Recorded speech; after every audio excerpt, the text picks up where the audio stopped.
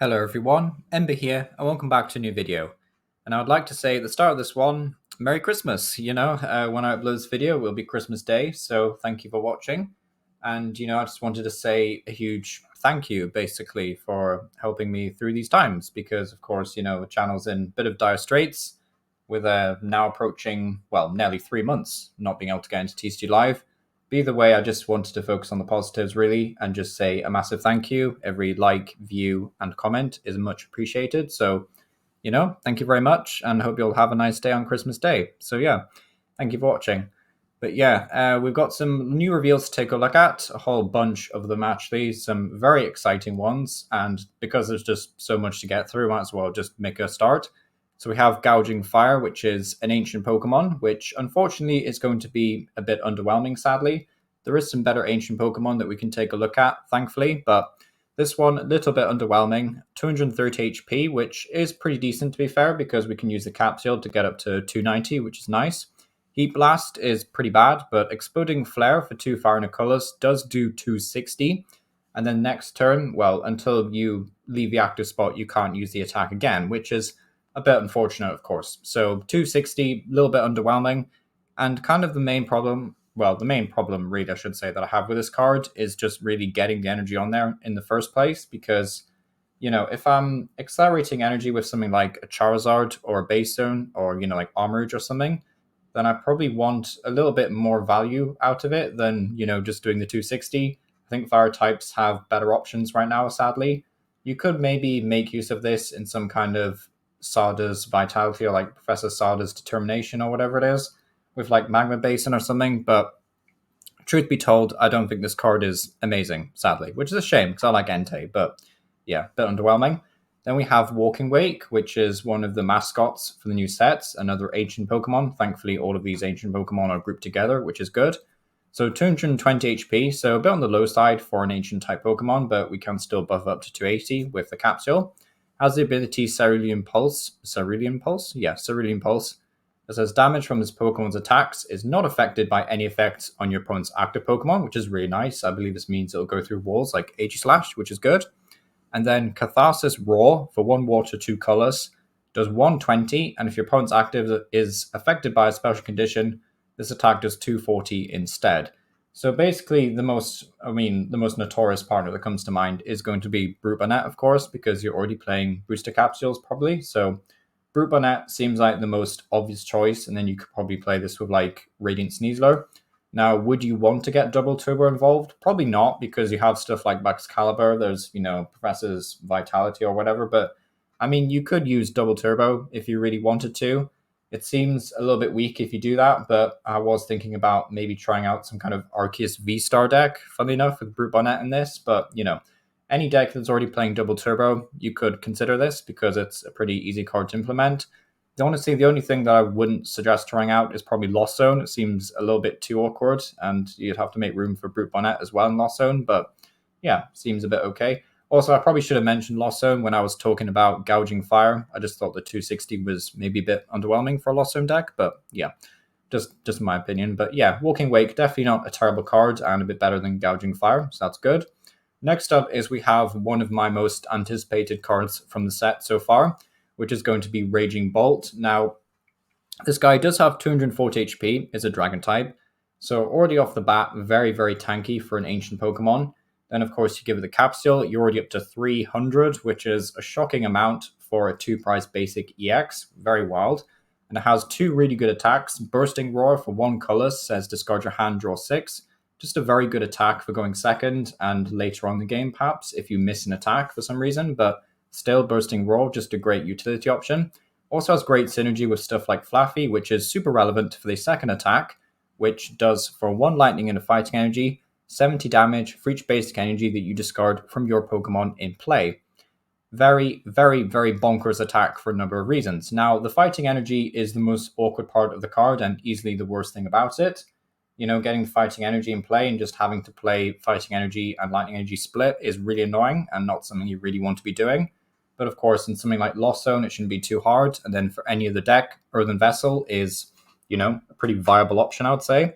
But still, I think it's doable, to be honest.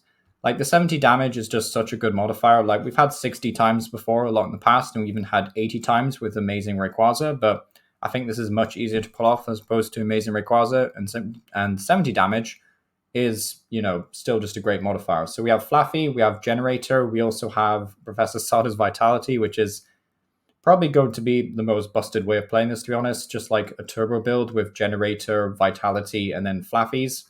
So yeah, I think this card could be crazy. I know the Mega Ray, was it not Mega Rayquaza? Rayquaza VMAX, should say, was kind of overhyped a bit, had an awkward attack cost, never really took off and saw a bunch of play. It did kind of take off in Japan a little bit, but not in the West at all, really. So we do have to be careful. This will need to be tested out quite a bit to make sure it's not another Rayquaza situation, but this card has so much going for it, to be honest. So yeah, I have a lot of faith in this one. Definitely going to be trying it out. So yeah, let me know what you think about Raging Bolt down below. Then the last main ancient Pokemon to take a look at for now, at least, is going to be Fluttermane. So 90 HP, so quite nice. Can find it with a level ball, which is pretty good. Has the ability Fluttering Dusk that says as long as this Pokemon is in the active spot, your opponent's active Pokemon has no abilities. So when I first read this card, it was really early in the morning, and I thought it just said all your opponent's Pokemon have no abilities, and I basically just freaked out and lost my mind. Thankfully, it's just your opponent's active Pokemon, but still, pretty annoying ability to have. It just kind of depends what your opponent is playing. There will be times, of course, where your opponent has to like promote a Radiant Greninja or like even a Flaffy sometimes, and they don't want to do that, and then they can't use the abilities. That's frustrating. It also means stuff like Zorok have to evolve and use the ability before they hit the active spot. Comfeys can't do anything, neither can Cramorant, funnily enough. So there is some decent applications to this card, but yeah, I'm not too sure about it. The attack is also like nothing to write home about, so yeah, it's a bit of a hard card to judge, but yeah, not too sold on it, but could be cool. Then we have Explorer's Guidance, which just says look at the top 6 cards of your deck, put 2 of them in your hand, discard the other cards. So it's basically just Hapu from Sun and Moon, which is really funny. This also has decent synergy with Raging Bolt, actually, because you're going to want it to be discarding loads of energy anyway to use Vitality and Flaffy. So nice synergy in that front. But yeah, pretty good card overall. Then we see the future cards. We've got Iron Leaves over here with 220 HP. So this is a grass type, and unfortunately, because it's grass type, it's going to be unfavored. The ability is pretty strong, but the attack is just kind of mediocre. I'm kind of sick of seeing grass types with awful attacks, but 180 for 2 grass and a color so next turn you can't attack is just atrocious in this day and age. And fortunately, we can actually modify this with Iron Crown, which is, fantastic, plus 20 damage. We'll talk more about that in a second. But to be honest, even then, I still think Iron Leaves is a bit too awkward to make work because you still need the grass energy in the first place. Now, you could use the TMs, like the TM Turbo Energize, for the first Iron Leaves, but as soon as that gets KO'd, which is going to be pretty soon because, 220 HP, then that kind of sucks. And then you have to power up another one, and it's weird. You could use stuff like Charm and then put all the energy on Charm, put that in the active spot, and then switch into Iron Leaves, but yeah. I'm not sure about this one. It just seems a bit underwhelming, which is a shame. I hope Ogerpon is a good grass type, but yeah. Iron Leaves a bit underwhelming, in my opinion. Then we have Iron Crown EX, which is definitely the saving grace for future Pokemon. 220 HP Psychic type Pokemon, so kind of similar to Iron Valiant in that respect. Has the ability Cobalt Commando, which is a fantastic ability name. Says your future Pokemon's attacks, excluding any Iron Claw, so you can't modify this guy's own damage, which is a shame. But still, each of your future Pokemon do 20 more damage to your opponent's active Pokemon. Insane ability, because it basically stacks. So we can have 2 or 3 of these on the bench and modify your damage up to plus 40 or plus 60. Now, getting 4 on the bench is probably a bit ridiculous, it's just a bit unheard of, really.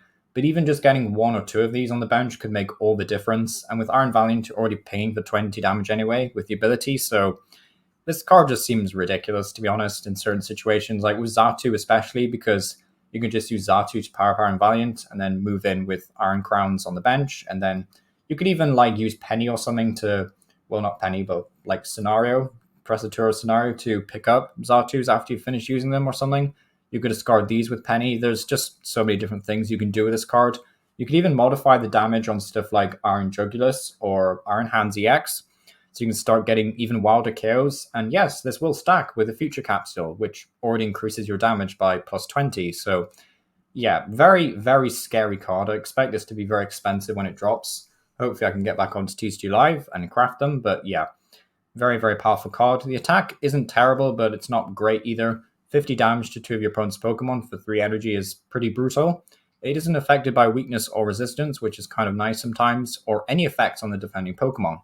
So someone has pointed out that this probably does go through Manaphy, which is cool if that's the case. Doesn't mean that you can like snipe Cone Phase and stuff, but yeah, I'm not sure the attack is that good really, but the ability is fantastic and more than makes up for it. So yeah, very, very strong card. Then we have Iron Boulder EX, which is sort of underwhelming, but it's not too bad to be honest. Not as bad as Gouging Fire, I don't think. Has 240 HP, which is very, very tanky for a future Pokemon.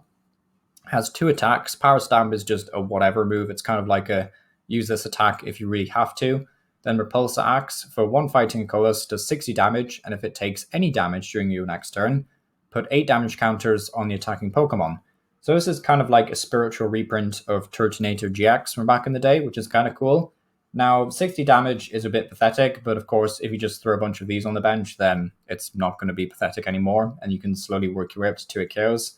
And for 2 energy, that's pretty solid. You know, if you're getting 2 KOs for 2 energy, pretty good on a basic, to be honest, and you're already pretty tanky, so if there was just like an extra way of accelerating energy, because I think aside from Pickaxe and like Raihan, there's really not any ways. And if you use Raihan, then you can't use Penny to like reset an Iron Boulder or something. So yeah, it seems a little bit awkward, but I do like this card a lot. I think there's at least some potential thanks to Iron Crown. But if it wasn't for Iron Crown, I don't think Iron Boulder would be that good. So pretty cool card overall.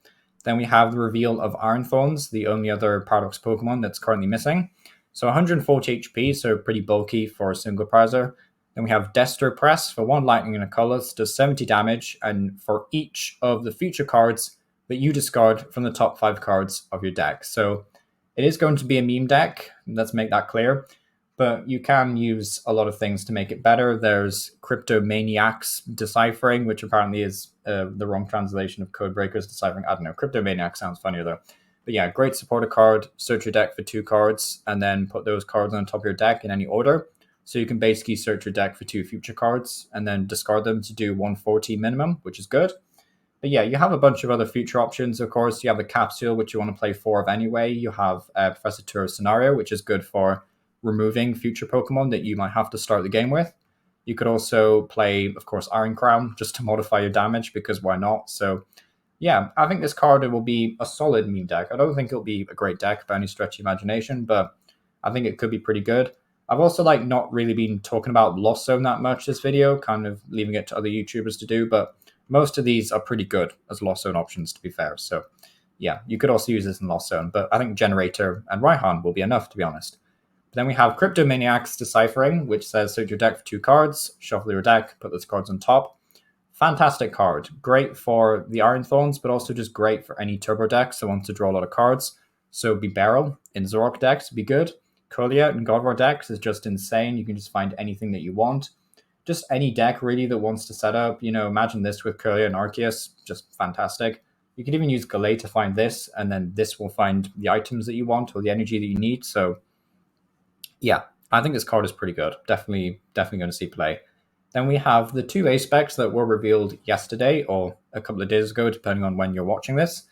But Neo Upper Energy, we did talk about quite a bit. I still think this card is pretty good, to be honest. Stage 2 Pokemon provides 2 of any energy. I still think that'll have some uses and applications. It's sadly not as good as Prime Catcher, which is, of course, going to be the problem with A specs, is if they don't release an A spec that's better or as good as Prime Catcher, then everyone will just want this one and not play any of the others. But you know, if you can't afford Prime Catcher IRL or something, then I still think this is a pretty good, you know, A spec for stage 2s, and especially the likes of Tranitar that have weird attack costs. But yeah, seems like a pretty cool card. Then we also have Prime Catcher that just says switch one of your opponent's bench with their active. If you do, switch your active with one of your benched. Very, very, very powerful card. Very, very broken. It is a one-off. You still have to find it. I mean, there's Arven, but you know, there's Arven, there's Arceus. Yeah, there's many ways of finding this card, sadly, but it is a really good card. I still think Pokestop works on this because it's classed as an item. So yeah, Pokestop and Arven should work on these. But yeah, very, very powerful card, very broken, very fast. It's just free gust on item. I mean, it's kind of broken, but yeah, I can see why people are sort of losing their minds about this. I don't think it'll be maybe as meta defining as people think it will be, but it will certainly be in basically every deck, I think. You know, unless they reveal computer search at this point, then Prime Catcher is definitely going to be the best Gust card in the format, I think. So yeah, we also have some new starter decks that were announced, so we can take a look at these. We are kind of assuming that these will be in Temporal Forces as well in March, as long as there's not too many cards in the set, so that'd be good. But we basically have a new Crydon in Ancient form, which is cool. Sadly, I don't think this card is very good. Vengeful Hammer is reliant on your opponent doing damage to you, which is never a good thing really for decks. It's kind of fun to use, but it's kind of bad as well. Kaiser Tackle doing 280 for 3 fighting is pretty outrageous. You know, it's a lot of damage for a lot of energy, but you do 60 to yourself, which is, of course, terrible. You never want to be doing damage to yourself in the TCG, Roaring Moon being an exception. So 280, not carrying everything, 60 to yourself, yeah. I'm not so sure about this one. It's a fun card, no less. You know, you could pair this up with Garchomp EX pretty easily, but sadly, I don't think it's terribly great. Then we have the Great Tusk and the Sandy Shocks, funnily enough, to look at. So I guess GLC fighting could be a thing with ancient Pokemon, but yeah. Great Tusk has the attack Angry Charge that does 80 damage, and if your bench Pokemon have any damage counters on them, this attack does 180 instead. So it definitely won't replace Snorlax in Lost Zone, but it's an option. You know, it's there as a good fighting type option. You could play this in, I guess, as a single prize attacker in a I don't know, a Sarda's Vitality box or something. I'm trying to think of options for this card, but yeah, it's nothing crazy. There is definitely some fighting decks. Maybe there's like a single prize fighting deck, or maybe even with Garchomp EX or something. You know, they hit Garchomp after you accelerate the energy, and then you take advantage of that. But yeah, just some ideas, I guess, for Great Tusk.